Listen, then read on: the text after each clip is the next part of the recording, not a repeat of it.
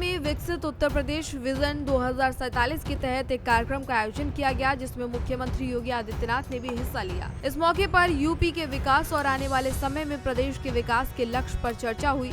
इस दौरान अपने संबोधन में सीएम योगी आदित्यनाथ ने कानून व्यवस्था को लेकर एक्सप्रेसवे, मेट्रो और अन्य विकास कार्यों पर अपनी बात रखी। उन्होंने अशांति फैलाने वालों पर भी सख्त लहजे से चेतावनी दी और अपनी बात रखी। बता दें कि मुख्यमंत्री योगी आदित्यनाथ ने बरेली हिंसा पर भी दो टूक कहा कि पर्व और त्योहारों के दौरान आपने देखा होगा कि जब भी पर्व आते हैं तब उत्पात शुरू हो जाता था। पहले ऐसा होता था। अब उपद्रवियों और उत्पादियों को पता लगेगा और उनकी कीमत उनकी 7 पीढ़ियों तक चुकानी उनको पड़ेगी, क्योंकि कभी कभी लोगों की बुरी आदतें जाती नहीं हैं, तो उसके लिए उनकी डेंटिंग पेंटिंग करवानी पड़ती है, जिससे उनकी बुरी आदतें ठीक की जा सके। और यही डेंटिंग पेंटिंग आपने बरेली के अंदर देखी होगी। वह मौलाना भूल गया था कि शासन किसका है। उसे लगता था कि धमकी देंगे और जाम कर देंगे, लेकिन हमने कहा ना जाम होगा ना ही कर्फ्यू लगेगा, लेकिन कर्फ्यू का सबक तुम्हें ऐसा सिखा देंगे कि तुम्हारी आने वाली पीढ़ी दंगा करना भूल जाएगी।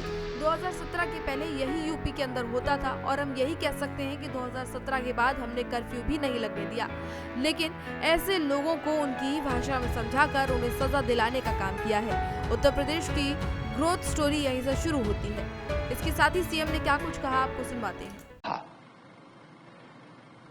पर्व और त्योहारों के दौरान आपने देखा होगा, जब भी पर्व और त्योहार आते थे उत्पात शुरू हो जाती थी।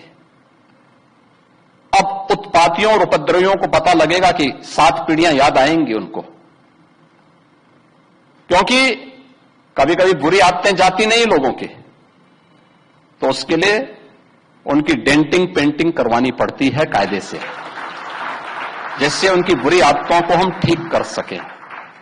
और यही डेंटिंग पेंटिंग आपने देखा होगा कल बरेली के अंदर, वो मौलाना भूल गया कि शासन किसका है। वो ये मानता था धमकी देंगे और हम जबरदस्ती जाम कर देंगे। हमने कहा जाम नहीं होगा, कर्फ्यू भी नहीं लगेगा, लेकिन कर्फ्यू का सबक तुम्हें ऐसा सिखा देंगे कि तुम्हारी आने वाली पीढ़ी दंगा करना भूल जाएगी। क्या तरीका है जी? आप सिस्टम को ब्लॉक करना चाहते हैं,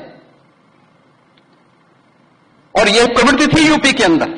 17 के पहले यही होता था, और हम इसी बात को कह सकते हैं कि 17 के बाद हमने कर्फ्यू भी नहीं लगने दिया, लेकिन ऐसे बैरियर को चुन चुन करके वे जिस प्रकार की भाषा को समझते थे उस प्रकार की भाषा से उनको समझा करके उसको उसकी सजा दिलाने का काम भी किया है। और उत्तर प्रदेश की ग्रोथ स्टोरी यहीं से शुरू होती है। अगर आजादी के समय, मैं उससे पहले नहीं जाता, लेकिन 1947 में भारत आजाद हुआ, अगर उस समय भारत की इकोनॉमी में भारत का उत्तर प्रदेश का कंट्रीब्यूशन 14% था, तो ये 14% फिर से होना चाहिए। और 14% नहीं होना चाहिए, बल्कि जितनी आबादी है उत्तर प्रदेश की, उत्तर प्रदेश उतना कंट्रीब्यूशन करता हुआ दिखाई दे।